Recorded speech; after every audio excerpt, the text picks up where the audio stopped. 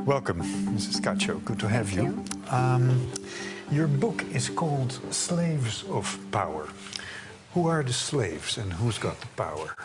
Well, there are slaves around the world, and women, men, and children, but specifically I centered on the women and children around the world. So for 5 years I went around different countries to study the sex slavery within the sex industry around the world and how it affects them, their human rights and their life of them in the countries they are at and of their families from the countries they left.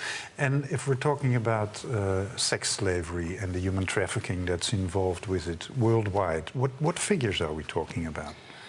Well, there is what the UN calls the dance of figures. Sometimes I tend to use the lower numbers because as a journalist what I believe in is not to scare people with numbers, but to tell people these are real human beings that are going through this suffering. The UN says that 1.4 million people are enslaved every year, are victims of trafficking.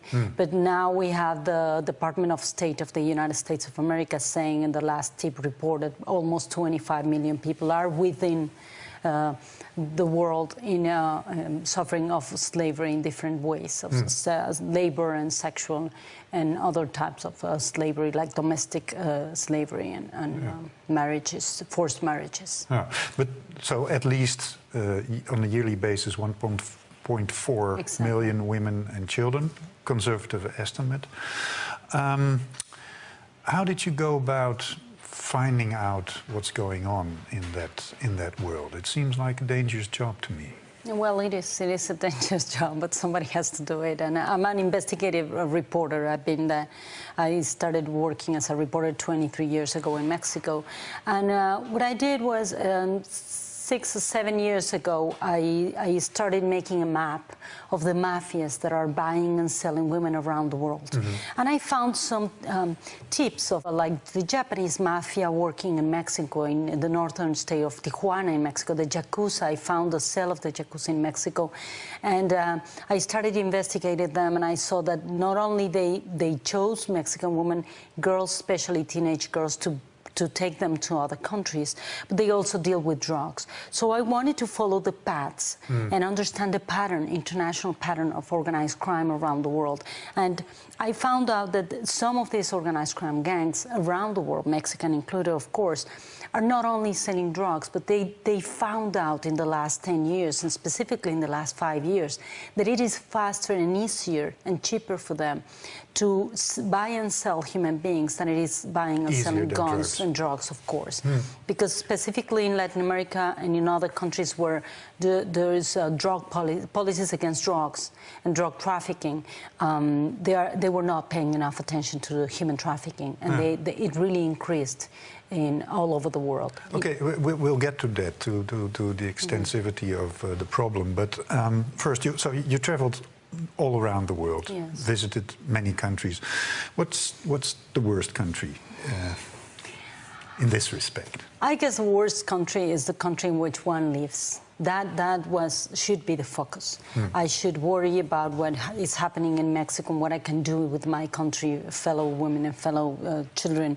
And I think that is the same applies to Holland. But the one that affected me the most and impressed me the most was Japan. First of all, because Japan has been like a closed door to the rest of the world in general. We can read a lot about the Yakuza mafias, we can read a lot about the geisha culture, but we don't really know about what's going on in Japan. What impressed me the most is this incredible power the Yakuza has within the political system and the business system in Japan. And I read about Japan in your book, and what was interesting about it, one has the idea that in this trade it's mostly poor women and children from underdeveloped countries. But you tell a story about an American girl that was kidnapped or used by the Yakuza in Japan. Yes, the first thing that we have to think about when we talk about trafficking is just get rid of all the cliches. It's not only African girls being exploited in Holland, it's Dutch women being exploited in Holland, and Turkish, and probably Latin American, etc. So in Japan, what happens is not only Colombian women. I interview Colombian young women in Japan that have been trapped, Mexican, American, of course, Japanese teenagers. But the thing with Japan that amazed me the most is how the culture of the mafias and a link with the police and some part of society that is denying the issue are creating this glamorization of teenage and child prostitution. That is what I think is most scary. In a country that we tend to believe it's very high in progress and educated, there is this incredible misogyny and sexism within the Japanese culture that we have to look at. Yeah, and how much of an exception is Japan in that respect? I don't think it's a big exception. I think what I think is that Japan, it's very similar in some ways to countries like Brazil or Mexico, in which there is this culture of exploiting children and teenage girls and boys within the system of prostitution, within the industry, and people are not paying enough attention in that sense. But Japan announces it. What is amazing is that you go through the red light districts in Japan, which are not called red light district, of course, the nightclub districts. Did you go there? I went there. I took pictures, I walk around, I went into the places, I dress up in different places as a prostitute or as a nun, depending on what I needed to go. So give me this one image that stuck to you. In Japan, for example, I went into this bar with the help of two Japanese journalists. They went with me, two female journalists. We went into this like very nice bar where teenage boys are company boys to women, to tourist women. And so I went in, and they're supposed to accompany you while you have drinks, and they all look alike. They look like they have this emo look that looks very sharp and handsome, thin, boyish looking, like 16, 17, 18. And then at the end, of course, I asked one of the kids if they could go with me to the hotel. At the beginning, they had this thing, they said no. But at the end, he said, okay, I'll accompany you to the hotel. Once we walk out, he started telling me how much he would charge to have sex with me. These are teenage boys, and this is happening very easily. I'm Mexican, I don't speak Japanese. I talked in English with him, and he had perfect English, and he was trained to do that, and he's paid by the groups of the Yakuza. So it's a very accessible industry. Absolutely accessible. Yeah. It's not hidden anywhere, it's just right there. And it's the same thing for men, of course, that they can go into this geisha bar. They have this culture of the comfort women, that if you're a tourist, you go to any nice hotel in Japan, and you call a comfort woman good hotels, good five-star hotels. Absolutely, and they will send you a comfort woman, which means it's someone to be with you. Now, one of the reasons you wrote the book, and one of the central theses, is that sex trafficking, has never been as extensive as it is in the history of the world. How come? I think it has a lot to do with the things we haven't seen through the discussion of the last 20 years regarding prostitution. In general, all countries, the ones that have legalized prostitution and the ones that haven't, we keep discussing with society the fact of prostitution as if it was taken in an isolated area. As we do it physically, we put them in a red light district, and we discuss it as if it didn't. I know, as if it didn't belong to social rules, you know. And prostitution is one of the ways in which the sex industry works. It's a market of human beings selling human beings and selling sex in a dehumanized way. And I'm not moralizing about this. I think sex is wonderful, and the erotic life of everyone should be free. What I'm saying is the sex industry is promoting a lot of violence within the pornography, for example, and that the pornography around the world has changed incredibly, and it's interlinked with pornography, with But you also link it in your book to globalization. Absolutely, absolutely. It has a lot to do with it, because when the Americans are the greatest producers of pornography in the world, and when the Iron Curtain came down, the Russians started producing pornography really cheap, and they trash the American market in many ways. So what is happening is now the real pornography that is making money around the world is teenage and child pornography. And you can talk to any police, like the cyber police in Holland, and they will tell you they have a huge, really bad time because they find 5 pages and then there's 10 more next day.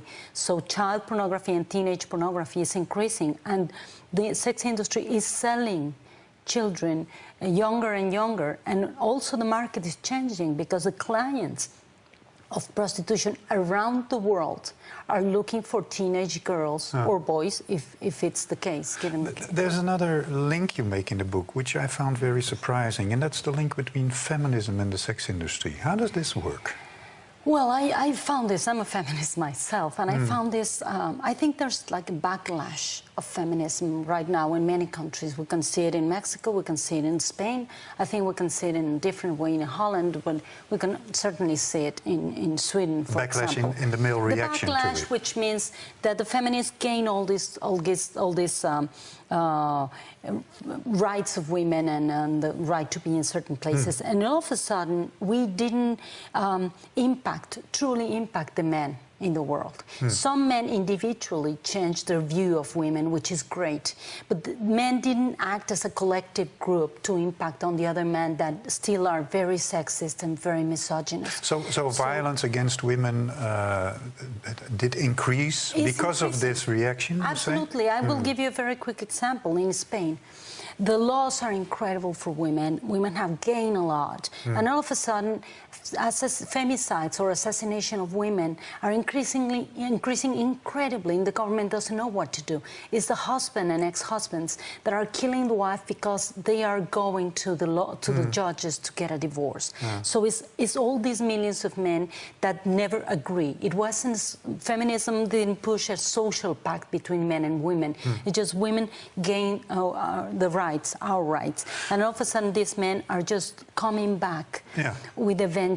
But there's an even more astonishable link that you describe. You say that the feminist idea of liberation, sexual liberation of women, is in fact promoting prostitution. How does that work? In some cases I find that. I have really good friends or teachers of feminism that I admire around the world that I interviewed regarding prostitution. And what they say, they are arguing that it's just a way of working, you know. It's like one of them answered something very, very strange to me. She said, some women work with their hands, some women work with their brains, and some women work with their vaginas. And I thought, this is absurd, because it's not like a part of your body can separate from the rest of your body, from your emotion, from your integrity, and prostitution has a lot of violence within it. I interview hundreds of prostitutes around the world, and women and girls that are trafficked. And I can tell you for sure, I mean, it's not my imagination, it's what they say. Most of them have been living different kinds of violence, and the ones that have normalized violence live violence since they were children. So you think there's no such thing as a woman that chooses for prostitution and does it from free will and sees it as a job? I do think there are, absolutely. But I think it's like 1 or 2% around the world. It's these women that are very, that are in a protected environment in such a way that they really can decide to go in and out of this situation, that they decide if they want to be with certain clients or not, and they set the rules. But from the 2% around the world, 98% are being enslaved. And then that's when you decide that what is better for society, if you save the 2%, you know, or rescue the 98%. What I'm saying is we have to look at the other percentage. What you're also saying is that this madness, you say, of sex trafficking, sex industry, could not go on without the complicity of state and society. What exactly is the complicity of the state? And does it go for all states in the world? Absolutely. It goes for all states. I know that some countries are more corrupted than others. There's corrupted politicians and immigration agents and policemen everywhere around the world. Some countries have very little, some countries have huge amounts of corrupted civil servants. But it couldn't happen. I will give you a quick example of Holland. You had, recently you had this famous case of the 2 Nigerian men that brought 115 women from Nigeria to be, that is trafficking, right, as victims of trafficking and for prostitution. Some of this couldn't have happened without the complicity of certain civil servants. No way 2 guys could bring 150 women at the same time, right? So it happened. And when you're saying we do have corrupt officials at Schiphol Airport everywhere. or whatever? Everywhere. There's probably a couple. And that doesn't explain it. But what explains it is, for example, you have one mayor that decides to make the red light district in Amsterdam smaller, right? Yes. And he told the people of Amsterdam, okay, don't worry about it. I'm not going to disappear prostitution. I'm just going to take it away from schools. And my question would be, if it's legal, if it's all right, if it's so modern, why would you keep it away from children? You know, if it's so natural to you. So there's this double standard all the time with which we are playing and politicians are playing around the world. It's the same with the Turkish government that has these brothels that the Turkish government runs itself. They get all the money from them, but they also have these special brothels that are like high-class brothels with women from outside, and it's the government who's running it. Same thing in Mexico. You know, prostitution is illegal, but we have red light districts that are operated by the system because they think that it's all right to have them, but it's immoral to have them near the good people. So it's very racist, it's very sexist, but we still allow it and nobody questions that discourse, you know? The other thing about fighting prostitution is the question of legalization.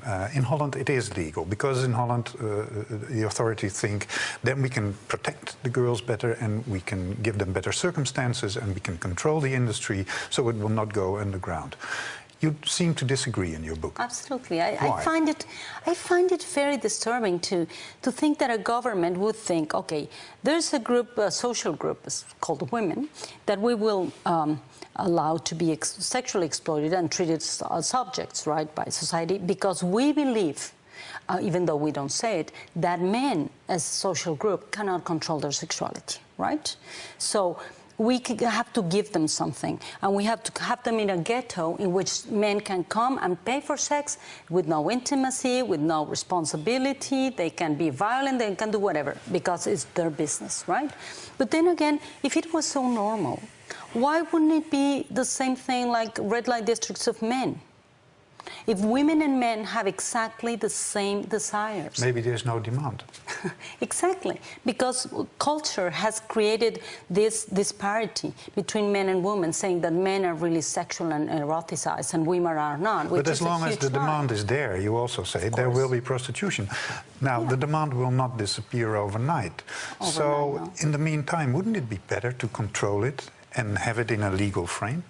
I think that what it would be better is to change the discourse. Instead of saying, okay, this is prostitution and this is what it is, we have to look at it in a broader way and see what the sex industry is doing in our community, in our society, in our country, especially, for example, in Holland, speaking here, is what is the prostitution linked to here? How many pimps are there? How much violence do they really live, even though we're supposed to protect their human rights, right? And then how much money comes through the legal system and how much money goes through the illegal system and through the money laundering. And then how is pornography linked to this industry? And you have to look at what prostitution is doing to the teenage girls in Holland. This is really important because there's this culture. A few days ago, I was talking to this mother of a Dutch girl, a 15-year-old, that she asked her, Mom, why is my boyfriend, a very nice boy, asking me to have my genitals shaved? And he said that my genitals are not beautiful. And I asked why, and he showed me pornography on the internet where all the women have vaginoplasties, where they are shaved. And these kids are learning what eroticism and sex is, internet with pornography. And this is a subproduct of prostitution. We cannot separate it. No, we know that discussion in Holland, but still, if we abolish prostitution, the demand will not disappear. Some people would argue that the number of rapes will go sky high when there's no prostitution. I know. I mean, if I were a man, I would feel really insulted by that. See? I mean, I know there are men that commit crimes such as rape, of course. But saying that most men that pay for sex with prostitutes would become rapists because they don't have control over their sexuality. Maybe not most, but... But a lot of them, do you think so? And then, I don't know. If listen to me, if that would be the truth, if that would be a hypothesis, then it means that they exercise violence with prostitutes. Why would you have prostitutes in a ghetto with men that would be able to become rapists if they didn't have that? Because they are raping prostitutes. So we are saying it is okay to have ghettos of women that are being raped every day by these men that we control. And it's a controlled market of humans, which I find absurd. And I see an example that is working. We haven't seen enough proof, but I think we've seen a little proof. Which is? Sweden. The Swedish model. Where clients are prosecuted. Yeah, I went twice to Stockholm. I talked to some of the women that were in prostitution and now have other options, and they're really happy with it. Except for one woman from Africa that was really angry that she was taking, you know, her clients were being taken away. The rest of them were ecstatic that they had other choices, real chances and possibilities of doing something else with their life. So what does that tell you? So the prosecution of clients is a key factor, you think? Of course, because this message they are sending to men that are clients or potential clients are, okay, listen, you guys, there's a whole world full of men and women, half of half, right? You have to learn new ways to relate to women. Inequality, new ways to understand how to build intimacy with women. I'm not talking about love, but erotic intimacy, right? To establish this. We have millions of women around the world that want to have sex, and they can't because they don't find men to have sex with. This is absurd, but it's true. So what's happening with this man? We have to teach men. Men have to learn how to establish it. Is that number one on your priority list? I think it is. We have to teach kids, boys, little boys. Feminism did a great job with girls. We taught them they have rights. They have the right to appropriate their own body and their sexuality and their erotic life. Now it's the turn to teach the boys to be better human beings, not to be rapists, to teach them how to get into equal relationship with women. And I think that's what we should focus on instead of saying this is a moral panic issue and we should, you know, keep the women in the ghetto. It's just destroy the ghettos and change your view, social view, through education and public policies regarding equality and the relationship between men and women, and have a really good sex education that includes how to build intimacy, how to build an erotic discourse that has no violence in it. Because it's like we just settle for the worst. It's like we're settling. I mean, I'm happily married. I've been involved with men that are really nice, that would never hurt a woman. So why not? Why can this man be an example to the rest of the men? Let's end this conversation in a hopeful note. What's the most hopeful story in your book? I think it is all the women that have gone through hell and back from trafficking. Most of them are learning the lesson, and they are teaching other girls and women not to get into trafficking. They are giving them tools to learn on one hand. And the other thing that is amazing, it's all the men that are all going all through the world, learning about trafficking and understanding that they have to stop it themselves, not only by rescuing the woman, but by rescuing the men that are not seeing the harm they are causing to women around the world. Yeah. And about yourself, how hopeful is your situation? Because you were in big trouble because of your last book, which was about child pornography. How's your security situation at the moment? Yeah, well, I just recently, a month ago, got a really bad death threat. And yeah, of course, one of the leaders of one of this child pornography gang was sentenced a couple of weeks ago for 112 years of jail for child pornography, which is a historical sentence in Mexico. And he said he's gonna kill me because he got a sentence. So it's quite unsafe, but I take So can you walk the street in Mexico? Not easily, but I do have a lot of take a lot of security actions all the time, and my family too. But I think that it has to be done. It's effective, you know, it's working. So that's why they're angry. Okay, Lydia Cacho, thank you very much for this conversation.